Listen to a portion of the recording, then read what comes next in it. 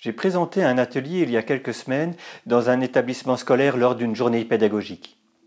La première question que j'ai posée aux enseignants participants, c'était « Qu'est-ce qui vous prend du temps sur l'enseignement ?»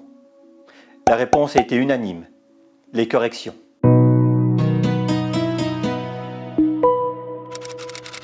Bonjour et bienvenue sur la chaîne YouTube d'enseigner.org. Je m'appelle Michael et dans cette vidéo, nous allons parler des corrections. Les corrections sont souvent perçues comme un des éléments le plus chronophages de notre profession. Pourtant, elles sont nécessaires. Avant de vous donner quelques outils pour les rendre plus efficaces, je vous propose de nous attarder quelque peu sur leur sens et leur fonction dans le processus d'apprentissage.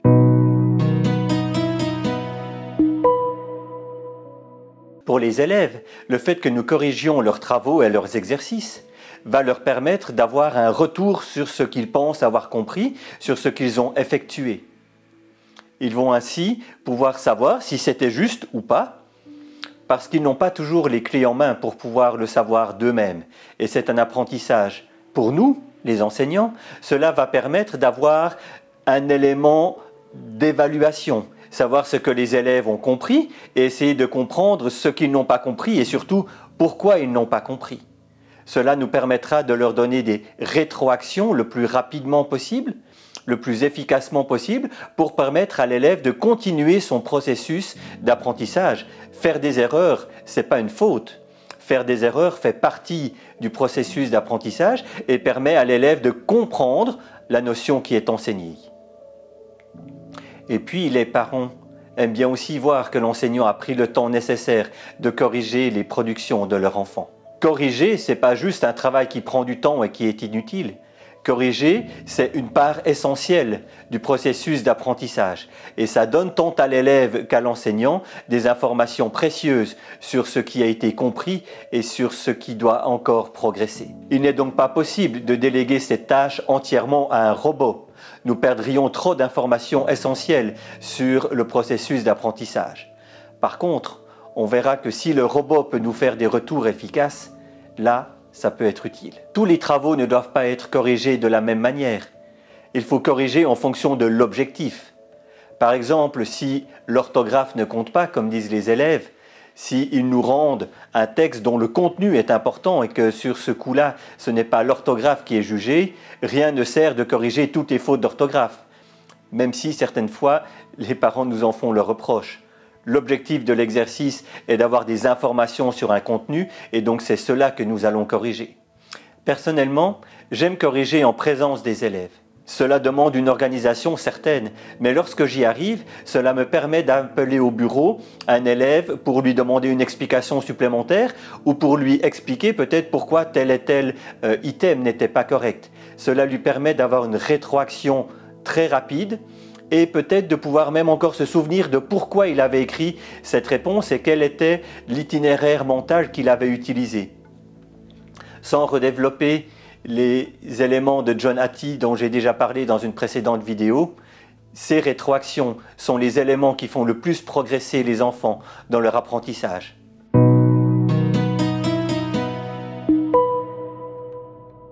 Maintenant que nous avons vu la portée et l'importance de ces corrections, je vais vous présenter quelques outils que j'ai développés au fur et à mesure des années pour être le plus efficace. Non pas pour les annuler, mais juste pour travailler efficacement et essayer de perdre le moins de temps pour les aspects qui ne sont pas les plus importants. Je préfère corriger vite et avoir du temps pour expliquer aux élèves comment ils peuvent progresser plutôt que prendre un temps fou et une énergie folle sur les corrections et ne plus avoir d'énergie pour expliquer aux élèves. Une première technique consiste à prendre deux feuilles d'élèves en même temps et à comparer les réponses de l'une à l'autre. Vous allez me dire, oui, mais si les deux élèves se sont trompés au même item, vous n'allez pas voir l'erreur. Cela ne signifie pas qu'il faut éteindre son cerveau. Comparer les deux réponses en restant alerte sur la question qui était posée et sur les résultats, il y a en général très peu d'erreurs qui passent. Et cela permet d'être efficace, de prendre moins de temps et donc d'avoir encore du temps pendant que les élèves travaillent pour pouvoir leur expliquer leurs erreurs si c'est nécessaire. Bien sûr, j'essaye de commencer avec des élèves qui généralement ont de bons résultats, qui font peu d'erreurs, ce qui permet à mes yeux et à mon cerveau d'enregistrer les bonnes réponses et d'être plus alerte pour les copies suivantes. Une autre technique qui permet de gagner du temps, c'est de demander aux élèves de faire les corrections à partir de corrigés que nous avons préparés à l'avance. Bien sûr, cela demande un apprentissage, parce qu'il ne s'agit pas que les élèves recopient simplement les bonnes réponses sans avoir compris pourquoi ils se sont trompés.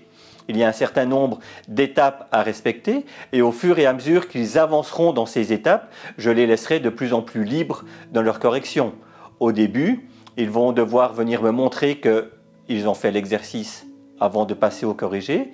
Et puis ensuite, ils vont devoir barrer ou mettre une petite croix aux réponses qui sont fausses, retourner à leur place et refaire l'exercice. Et puis à la fin du processus, ils viendront de nouveau me montrer le travail fait. Et au fur et à mesure que je peux leur accorder ma confiance et que ce processus est efficace au niveau de l'apprentissage, ils auront moins de passages vers moi à effectuer et ils pourront progresser de plus en plus librement. Il ne s'agit pas d'utiliser l'autocorrection comme un moyen de se débarrasser de la correction, mais au contraire d'aider les élèves à devenir autonomes dans ce processus. Un autre moyen aussi de diminuer notre temps de correction est d'avoir des élèves experts. Ces élèves experts sont des élèves qui ont déjà réalisé les exercices, qui ont déjà validé une compétence et donc qui ont les outils nécessaires pour pouvoir valider la compétence auprès de leur pairs. Ici aussi, il s'agit d'avoir un bon encadrement et un apprentissage de la notion. Il ne s'agit pas non plus que l'élève expert donne toutes les réponses à l'élève qu'il va corriger, mais qu'il puisse lui expliquer ce qui est correct, ce qui ne l'est pas. Bien sûr, l'enseignant n'est pas étranger à cette pratique et il peut toujours être appelé en cas de nécessité. J'ajouterai un quatrième outil à ces pratiques de correction. Il s'agit de la correction collective du travail d'un élève. Je ne sais pas si vous faites encore des dictées dans vos classes ou pas. Dans ma classe, j'aime bien faire des dictées flash, c'est-à-dire des petits moments de 10 à 15 minutes où je dicte une ou deux phrases aux élèves qu'ils vont écrire chacun dans leur cahier et que nous allons corriger ensemble. Cela permet d'institutionnaliser une réflexion sur la phrase et de se poser des questions qui vont tellement être posées pendant les 2 ans que les élèves passeront dans la classe que ça va presque devenir une ritournelle et un automatisme pour eux. Lorsque je fais cette activité, il y a toujours un élève qui va écrire sa version sur un iPad. De cette manière, nous pourrons corriger collectivement sa version une fois qu'elle sera projetée avec le projecteur et nous travaillerons sur un vrai travail d'élève. Je n'aurai pas besoin d'inventer une version fictive ou d'écrire le texte au tableau avec plein de fautes que j'aurais inventées. C'est donc à partir de ce travail-là que toute la classe va réfléchir sur les éléments qui sont corrects, les éléments qui ne le sont pas. Il ne s'agit pas de juger l'élève en tant que tel, il s'agit d'utiliser sa production pour améliorer nos productions à chacun. Avant de continuer notre contenu, je vous invite à vous abonner à cette chaîne si ce n'est pas encore fait. La chaîne vient de démarrer et plus il y a d'abonnés, plus les vidéos seront mises en avant par l'algorithme de YouTube. C'est important pour que nous puissions nous développer. N'hésitez pas non plus à commenter cette vidéo, à dire ce que vous en pensez, à partager vos idées, même si vous n'êtes pas d'accord. Et puis, vous pouvez aussi aimer cette vidéo et la partager sur vos différents réseaux sociaux. Merci beaucoup.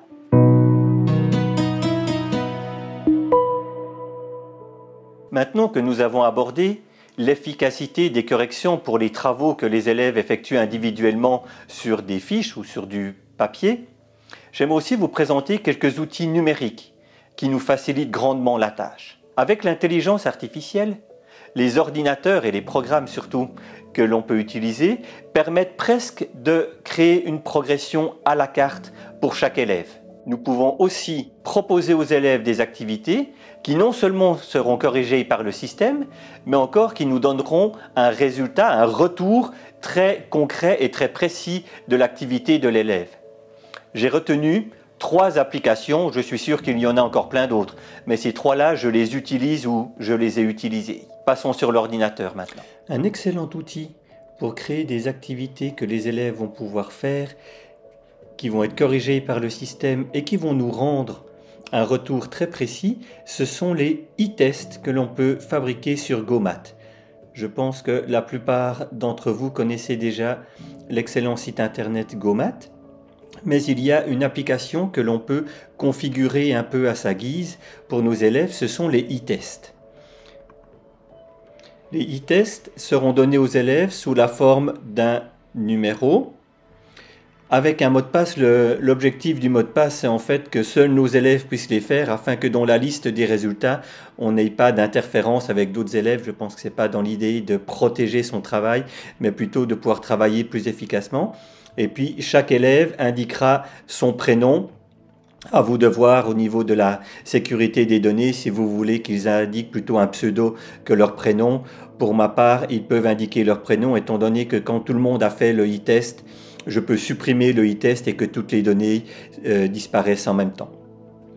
Donc ici, on est sur l'interface élève, on y reviendra plus tard, mais je vais vous montrer comment est-ce qu'on peut créer ce e-test.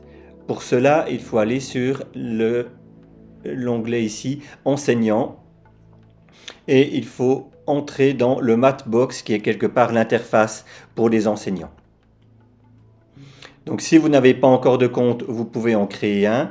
Ici, je vous passe cette étape et on se retrouve dans la console de l'enseignant. Vous pouvez voir que j'ai déjà un e-test qui est créé et qui a été réalisé une soixantaine de fois depuis la rentrée scolaire. Pour l'école primaire, il y a deux types de e-tests qu'on peut créer qui sont, disons, à la portée généralement de nos élèves. C'est soit le fait d'écrire les questions et les réponses soi-même, ou alors de partir sur les 4 opérations et d'entrer quelques critères. Je vous propose de partir sur cette opération-là. Donc un e-test à partir des 4 opérations. On va se dire qu'on est plus ou moins en début de 5e et donc je vais par exemple leur faire faire des additions dont les termes seront maximum de 20. Bien sûr, on travaille sur des nombres entiers. Je pourrais ici choisir des soustractions, des multiplications, des divisions ou encore des mélanges d'opérations. Disons que pour cet exercice-là, on partira sur des additions. Quant au nombre de calculs, on peut bien sûr choisir 10, 15 ou 20. Généralement, j'en mets 20 parce que ça prend tellement de temps aux élèves de se mettre au travail, d'entrer le code et tout le reste qu'il faut quand même un petit peu rentabiliser l'exercice derrière. On voit que automatiquement le système a prévu les calculs. On peut très bien en modifier un. Si celui-ci ne nous convient pas, on peut modifier le calcul. Il ne faut pas oublier de modifier du coup la réponse correspondante également. Ici, on va devoir donner un nom à notre e-test. Admettons que ce soit par exemple des additions jusqu'à 40. On va mettre un mot de passe. Pour l'exercice, je mettrai 1, 2, 3, ce n'est pas un bon mot de passe, mais ça suffira. Et puis, on peut aussi décider que le temps est un facteur de réussite et donc limiter le temps que les élèves ont à disposition pour réaliser ce e-test. Par exemple, ici, on pourrait dire que 5 minutes, c'est suffisant, donc 300 secondes. On peut écrire une consigne, ce que je ne fais pas forcément, mais ici, on peut mettre, par exemple, effectue ces calculs le plus rapidement possible. On peut aussi mettre un message de fin. Bravo, tu es arrivé à la fin de l'exercice. Et puis le lien ici, moi j'aime bien reprendre le lien qui va vers le e-test, ce qui permet en fait à l'élève suivant de directement avoir le lien pour pouvoir recommencer, étant donné que je n'ai pas un ordinateur ou une tablette par élève. À propos d'ordinateur ou de tablette, à partir du moment où le temps est un critère, je trouve que les claviers d'ordinateur sont beaucoup plus efficaces que les claviers de tablette pour faire ce genre d'exercice. Donc si vous avez le choix entre les deux, peut-être conseiller aux élèves d'utiliser plutôt un ordinateur. Et puis il suffit d'enregistrer. Et on a ici le numéro du e-test, c'est celui qu'il faudra que l'on donne aux élèves, on peut simplement le copier, et puis le mot de passe qu'il faudra retenir. Si vous oubliez à l'enregistrement, vous pouvez très bien revoir ici le numéro et le mot de passe. Le e-test reste modifiable tant qu'aucun élève n'a effectué l'activité. Je vous propose donc maintenant de prendre la place de l'élève et d'effectuer ce e-test. Je colle simplement le numéro que j'avais copié précédemment. Je vais mettre le mot de passe. Je vais mettre un prénom. Et je vais aller faire l'exercice tout simplement. Pour passer d'un calcul à l'autre rapidement, on peut presser sur la tabulation. Pour les besoins de cet exercice, je fais quelques fautes volontaires. Comme ça, nous pourrons voir comment on peut gérer ceci à la fin de l'activité.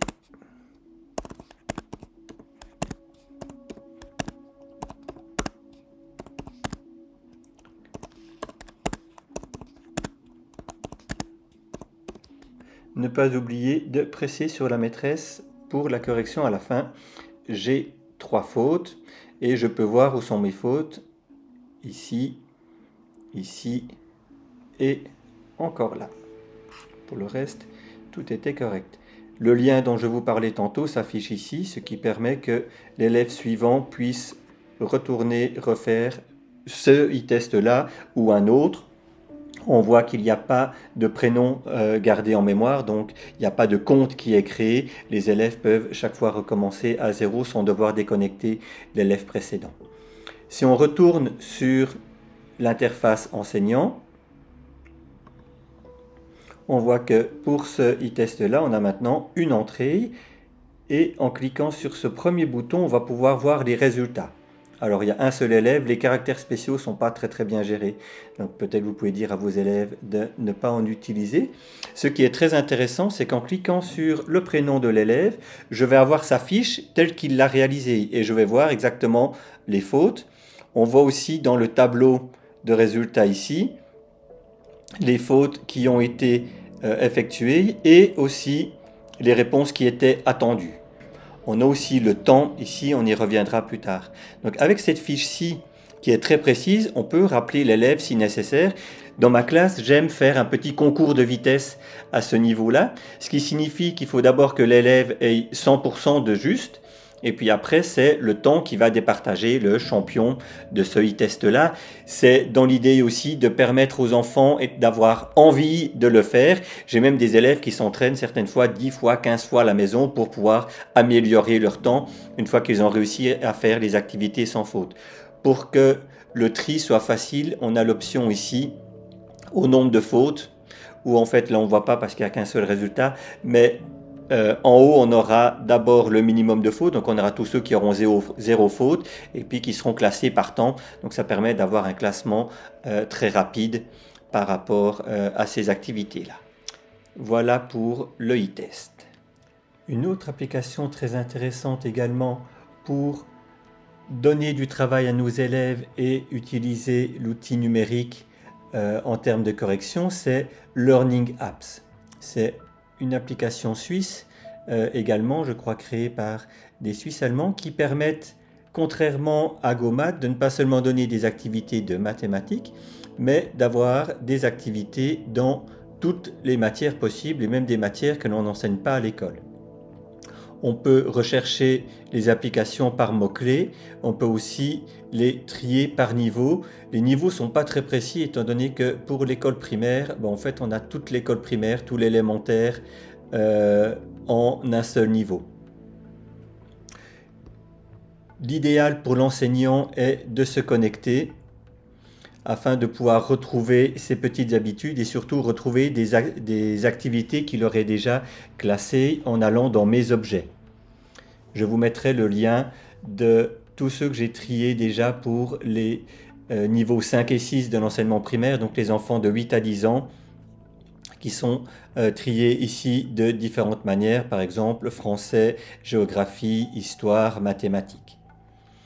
L'idée ici, c'est de proposer aux élèves des ensembles d'activités qui traitent d'un thème et pour lesquels on pourra vérifier ce qu'ils ont fait. Par exemple, pour mes ceintures de conjugaison au présent, j'ai sélectionné une série d'activités que j'ai classées avec un numéro, le numéro correspondant aux ceintures, et puis ensuite j'ai juste mis le titre de l'activité. Les élèves sont invités à s'identifier ici uniquement pour que je puisse savoir quel élève a fait quelle activité. Il n'y a pas de mot de passe derrière. Donc, par exemple, si j'ai un élève que je vais appeler test, je pourrais voir plus loin dans la progression ce que cet élève-là aura effectué. Là aussi, à vous de choisir si vous préférez qu'ils mettent un pseudo ou s'ils mettent juste leur prénom. Ensuite, les élèves vont pouvoir effectuer ces activités. Vous avez le choix de leur demander de le faire dans l'ordre quand vous créez votre collection ou qu'ils puissent effectuer les activités comme ils le veulent. En cliquant sur progression, vous pouvez voir ce que les élèves ont fait comme activité. Ici, vous avez qu'un vu vert ou rien du tout. Éventuellement, si un élève avait commencé une activité mais qu'il ne l'a pas terminée, vous pourriez avoir une croix rouge. On est beaucoup moins précis dans la vérification, étant donné qu'on ne peut pas cliquer sur le vu pour savoir ce qu'il a fait. Par contre, on sait que si le vu vert est indiqué en regard d'une activité pour un élève, on sait qu'il aura fait l'activité jusqu'au bout et qu'il se sera corrigé suffisamment de fois pour avoir tout juste. Donc on ne peut pas l'aider dans la progression, à moins d'aller vers l'ordinateur au moment où il effectue l'activité, mais on sait que cette activité-là, par exemple, il l'a faite en entier, donc le verbe aller, il a réussi à la conjuguer en entier. Pour créer ces collections, il suffit d'aller dans Créer une collection, une nouvelle collection, et puis on a quelques options ici. Donc ici c'est l'option dont je vous parlais juste avant, est-ce qu'on veut qu'il fasse les activités dans l'ordre ou pas, et puis quelques autres options là. Pour ajouter des activités, il suffit de cliquer ici sur activités. Ça c'est tous les tris que j'ai déjà effectués, et si vous veniez d'ajouter dans votre panier, on va dire, dans vos objets des activités, elles apparaîtraient ici. Donc par exemple, si je prends l'utilisation du dictionnaire, j'en ai cliqué quelques-unes, je peux les sélectionner comme ceci. Ici je mets le titre utiliser le dictionnaire. Je n'oublie pas ici d'enregistrer la collection. Et dans mes objets, je vois maintenant utiliser le dictionnaire. Elle n'a jamais été vue, j'ai pas d'élèves qui ont fait des activités, mais elle est prête ici. Comment est-ce qu'on va présenter cela à nos élèves? Pour la présenter aux élèves, en fait, on a ici dessous les différents liens qu'on peut leur donner. Donc, soit on peut leur donner un QR code qu'on pourrait imprimer dans l'agenda, soit on peut copier le lien ici. Si vous avez un site internet pour votre classe, vous pouvez simplement coller le lien sur le site internet. Ça permettra aux élèves d'arriver directement sur votre activité sans passer par un moteur de recherche, sans taper un URL qui peut être un peu long, et c'est le moyen peut-être le plus simple. Un outil que je désire vous présenter rapidement parce que je n'utilise plus, c'est classe-numérique.fr. Donc ici on est sur un site français qui va enregistrer les résultats des élèves pour pouvoir proposer des activités adaptées sur plusieurs niveaux de difficulté. Les exercices sont très nombreux. Ici aussi, on a la possibilité de pouvoir en créer nous-mêmes. Par exemple, si on met conjugaison présent, on peut choisir un niveau ou simplement prendre toutes les activités qui sont disponibles. On voit ici que c'est plutôt des activités CE1, CE2, donc chez nous ça fait 4e, 5e. Ici c'est un peu plus étendu, donc chaque fois on peut les avoir. On peut les ajouter à un plan de travail. Donc ici ça fonctionne avec des plans de travail que l'on va pouvoir préparer soi-même et qui pourront, suivant les options que l'on utilise, être spécifiques aux élèves, c'est-à-dire que par rapport aux résultats qu'ils auront obtenus pour une première activité, ils auront des activités un peu plus simples ou un peu plus complexes. Donc on a une certaine notion de différenciation, que les élèves qui ont plus de difficultés auront des activités plus faciles qu'on aura choisies nous-mêmes, et que les élèves qui ont plus de facilité auront des activités un peu plus complexes afin de ne pas s'ennuyer. Le petit bémol ici, c'est le retour que l'enseignant a. On a un pourcentage de réussite pour chaque élève et un pourcentage d'activités effectuées. Donc, ce n'est pas très précis. On ne peut pas vraiment faire une rétroaction à l'élève. Par contre, c'est un outil qui était excellent pendant le confinement puisque j'ai remplacé mes plans de travail papier en classe par des plans de travail en ligne. J'espère que les quelques outils que je vous ai proposés dans cette vidéo vous permettront d'être plus efficace dans vos corrections, d'avoir moins l'impression de perdre du temps et de pouvoir mettre de l'énergie sur ce qui est essentiel. N'hésitez pas aussi en commentaire à me dire quels sont les trucs et astuces que vous utilisez pour être le plus efficace possible lors de vos corrections de travaux d'élèves. Nous sommes arrivés à la fin de cette vidéo et je vous remercie de m'avoir suivi jusqu'ici.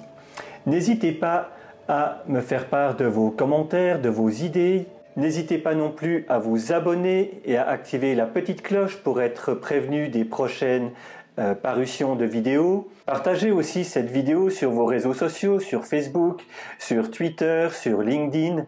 Et puis, pourquoi pas en discuter avec vos collègues dans les salles des maîtres. Je vous dis à très bientôt pour une prochaine vidéo.